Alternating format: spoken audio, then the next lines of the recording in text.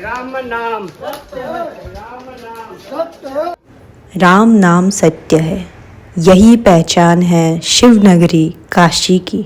एक ऐसी जगह जहाँ पे लोगों की मौत होने पे जश्न मनाया जाता है। गंगा मैया की घाटों पे बसा हुआ ये शहर बनारस, और बनारस की घाटों में से सबसे महत्वपूर्ण घाट है मणिकर्णिका घाट, जहाँ मनाया जाता है मसान होली।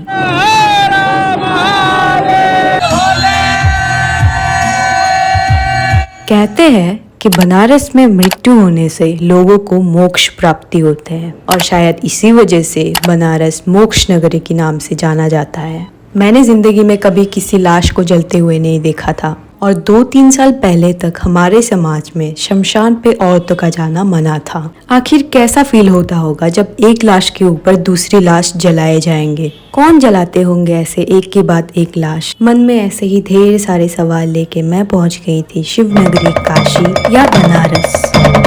तो ये वीडियो शुरू होती है सुबह के 7 बजे। मैं तैयार होके निकल गई थी मणिकर्णिका घाट की तरफ। मैं जहाँ पे रुकी थी वहां से मणिकर्णिका घाट करीब 5 किलोमीटर की दूरी पर थी। तो मैंने एक रिक्शा पकड़ी और रिक्शा पे चली गई मणिकर्णिका घाट। बनारस के बारे में और एक स्पेशल बात बताती हूँ। अगर आप यहाँ पे अकेले आते हो तो यहाँ के होटल वाले आपको सिंगल रूम देने से मना कर देते हैं। जब मैंने उन लोगों से रीज़न पूछा तो उन लोगों ने बताया कि ऐसे बहुत सारे घटनाएं घटी हुई है कि लोग बहुत दूर दूर से यहाँ तक आते हैं मोक्ष प्राप्ति के लिए, और यहाँ पे सुसाइड कर लेते हैं। 3-4 होटलों ने मुझे रूम देने से साफ साफ मना कर दिया, और जब मैं एक होटल पे पहुँची तब मैंने अपनी मम्मी पापा सबके एड्रेस, फ़ोन नंबर सब कुछ डालने के बाद ही उन लोगों ने मुझे एक सिंगल रूम दे दिया था। रिक्शा से उतर के कुछ देर पैदल चलने के बाद मैं पहुंच गई थी काशी विश्वनाथ मंदिर के गेट नंबर 1 पे। बनारस की एक स्पेशलिटी ये है कि आप जितना ज़्यादा पैदल चल सकते हो उतनी ज़्यादा आप एक्सप्लोर कर पाओगे असली बनारस। रास्ते में ही मैंने एक दुकान पे कर ली थी ब्रेकफास्ट, और उसके बाद वहाँ से दूसरी रिक्शा पकड़ के मैं चली गई थी मणिकर्णिका घाट। ऐसा बोला जाता है कि बनारस आप इसलिए नहीं जाते हो क्योंकि आपको जाना होता है, बनारस आप इसलिए जाते हो क्योंकि शिव भगवान खुद आपको दर्शन देना चाहते हैं, और बनारस में आपके प्लान के अनुसार कुछ नहीं चलने वाला। अब मैं रिक्शा से उतर के एक गली में घुस गई हूँ, और मुझे पता भी नहीं है कि यहाँ से मणिकर्णिका घाट जाते कि नहीं जाते। बनारस की गलियाँ भूल भुलैया से कम नहीं है। आप एक गली में घुसोगे और दूसरी गली में पहुंच जाओगे, आपको पता भी नहीं चलेगा। जैसे कि मैं आके पहुंच गई मणिकर्णिका घाट की गली पे। किसी अनजान जगह को बिना गाइड के एक्सप्लोर करना इज अ बिग थिंग, और ये एक्सप्लोरेशन में मजा बहुत आता है। जितने ही ज्यादा मैं मणिकर्णिका घाट के पास पहुंच रही थी उतने ही तेज मेरे दिल के धड़कन हो रहे थे। मुझे ऐसा फील हो रखा था कि मैं किसी और के मौत के जश्न मनाने पे शामिल होने जा रही हूँ, और जिनको मैं जानती भी नहीं हूँ। बाकी गलियों से बहुत ही अलग था ये मणिकर्णिका घाट वाली गली। बहुत ही ज्यादा शांत, बस 2-3 मिनट पे एक एक लाश आते हैं 4 लोगों के कंधे पे, और गूंजते हैं राम नाम सत्य है, राम नाम सत्य है। उसी रास्ते में मुझे मिला था एक बाबा। जब मैंने उनसे पूछा कि ये सांप काटता है कि नहीं काटता है, तो उन्होंने मुझे अपने पास बुलाया और बोला कि इसे छुओ।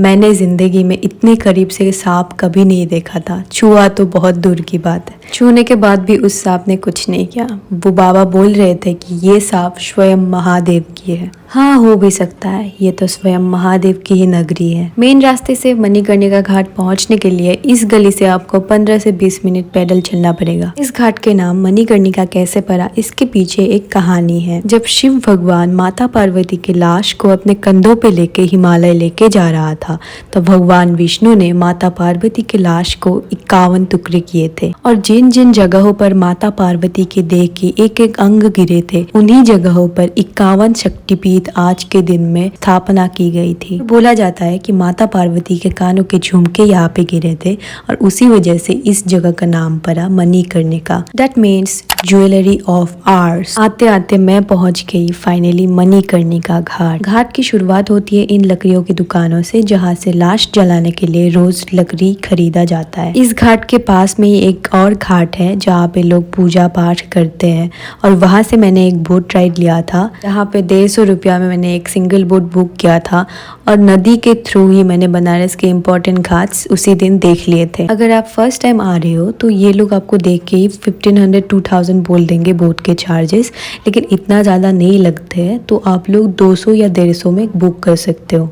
मैं कुछ देर वहाँ पे रुकी और वो घाट को अच्छे से एक्सप्लोर किया। वहाँ पे एक बहुत पुरानी मंदिर है जिसके कुछ हिस्से ही अभी बाकी है और बाकी का हिस्सा नदी के अंदर चली गई है। जब मैं वीडियोस बना रही थी, एक बोट वाले भैया आके मेरे से पूछा कि आपको बोट राइड लेना है कि नहीं। तो मैंने पूछा आप कितना लोगे, फिर उन्होंने बोला कि उनको 2000 चाहिए।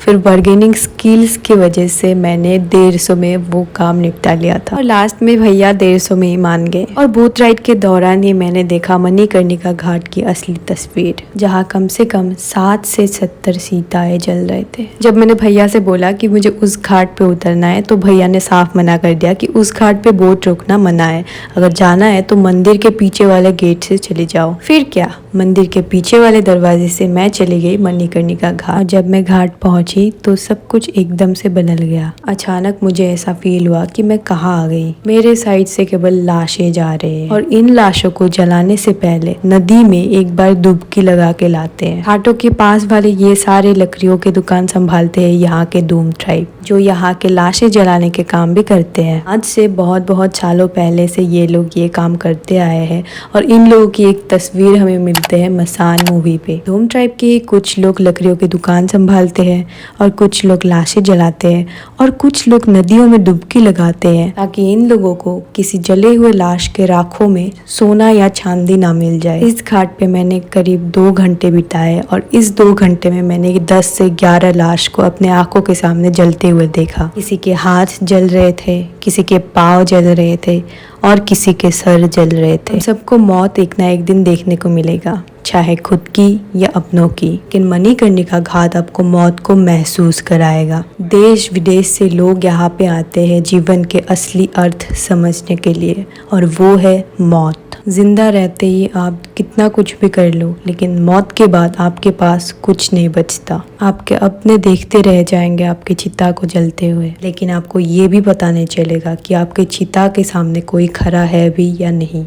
इतने करीब से मैंने मौत को आज तक नहीं देखा था। तो अगर आप मौत से डरते हो तो एक बार मणिकर्णिका घाट आके देखो, तब आपको समझ में आएगा कि यहाँ के लोग किसी की मौत होने पे जश्न क्यों मनाते हैं। बनारस घूमने आने वाले 10 में से 3 लोग ही जाते हैं मणिकर्णिका घाट, क्योंकि आज भी यही माना जाता है कि लाश को देखने से वो दिन अशुभ होता है। लेकिन क्या ये मणिकर्णिका घाट वाली गली में रहने वाले लोगों की पूरी जिंदगी अशुभ होगा? बिल्कुल नहीं। इसीलिए तो वो लोग मौत पे जश्न मनाते हैं, जैसे कि मसान होली। जिस वक्त पूरे भारत में रंगों से होली खेला जाता है, उसी वक्त बनारस में मसानों से होली खेला जाता है। अगर वीडियो अच्छा लगे तो लाइक करना और चैनल को सब्सक्राइब करना मत भूलना। मिलते हैं नेक्स्ट वीडियो पे।